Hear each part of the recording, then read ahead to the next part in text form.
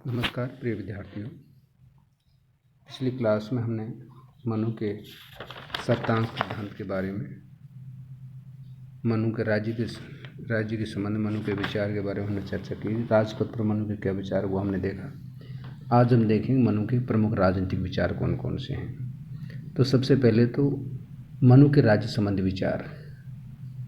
राज्य के बारे में मनु के जो विचार हैं राज्य की उत्पत्ति के बारे में देवी सिद्धांत पर आधारित है। मनुस्मृति के अनुसार राज्य की उत्पत्ति ईश्वर द्वारा मानी गई है और राजा जिस अधिकार से राज्य पर शासन करता है वह उसे ईश्वर से ही प्राप्त होता है। इस कारण राज्य को देवी समझना चाहिए।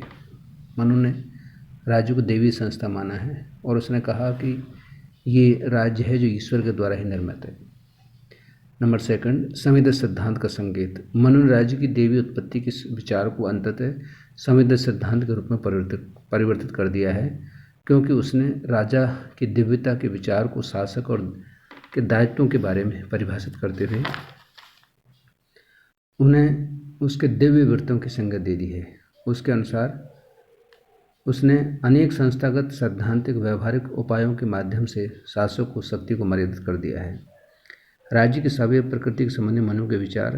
मनु ने राज्य की प्रकृति के संबंध में सावयव सिद्धांत का प्रतिपादन किया है। उसके अनुसार राज्य के 7 अंग होते हैं। 7 अंगों शरीर के अंगों की तरह हैं। जिस प्रकार से अंगों से मिलकर शरीर का निर्माण होता है उसी प्रकार से राज्य के इन 7 अंगों से मिलकर राज्य निर्मित होता है। इसलिए मनु ने राज्य संस्था को सप्तांग राज्य कहा है। राज्य के 7 अंग निम्नलिखित हैं, जैसे राजा है, मंत्री है, पुर है, राज्य है, कोष है, दंड है, मित्र है। मनु ने इन 7 अंगों को राज्य की प्रकृति कहा है।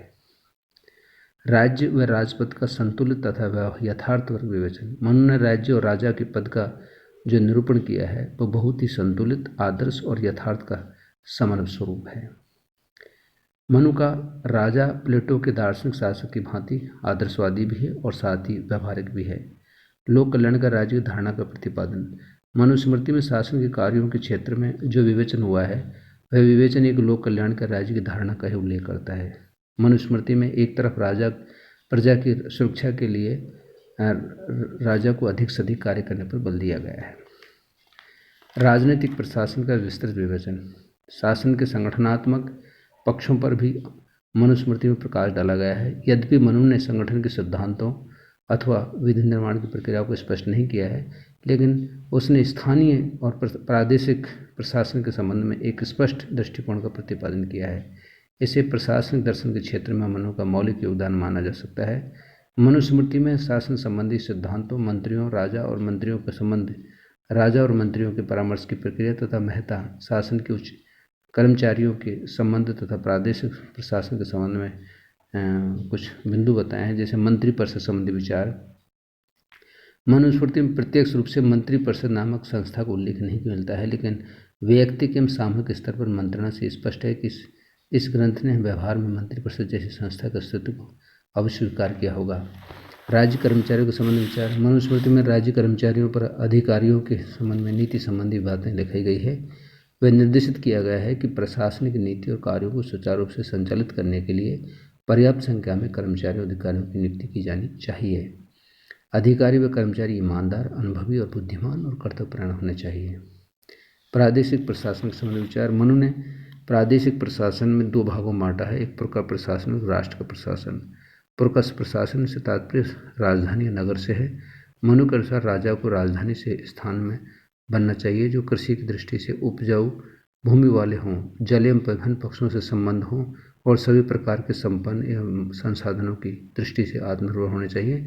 ऐसे प्रदेश में राजा को धन दुर्ग, मही दुर्ग, जल दुर्ग, वृक्ष दुर्ग, मनुष्य दुर्ग, गिरि दुर्ग आदि का निर्माण करके राजधानी बनाई जानी चाहिए। राष्ट्र का प्रशासन। राष्ट्र के प्रशासन को 2 भाग में बांट सकते हैं, एक राष्ट्र के ग्रामीण क्षेत्र का प्रशासन और राष्ट्र के नगरीय क्षेत्र का प्रशासन।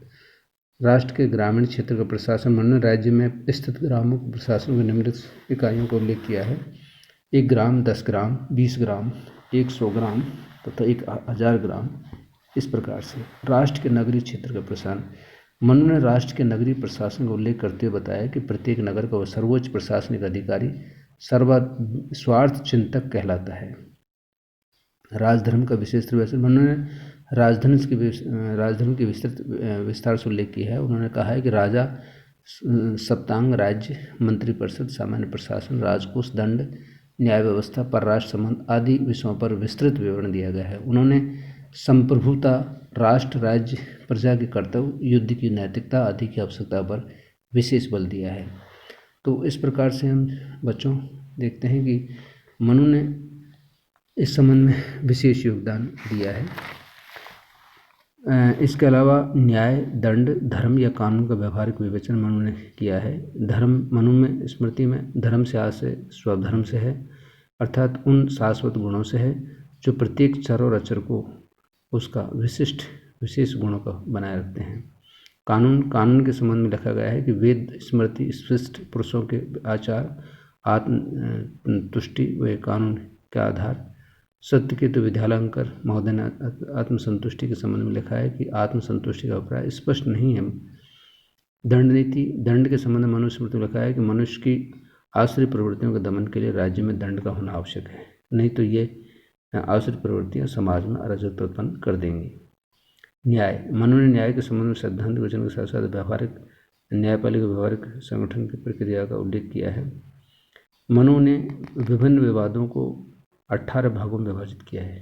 यह 18 विवाद मुख्यतः हिंसा एवं धन संबंधी विवादों से संबंधित हैं, जिन्हें आधुनिक काल में क्रमशः फौजदारी, निकम्मे, दीवानी मुकदमे कहा जाता है। उन्होंने न्याय प्रशासन का विस्तृत विवरण करते हुए न्याय के संगठन, न्याय के साधन, न्यायाधीशों की योग्यता एवं प्रशासनिक प्रक्रिया को प्रकाशित किया है।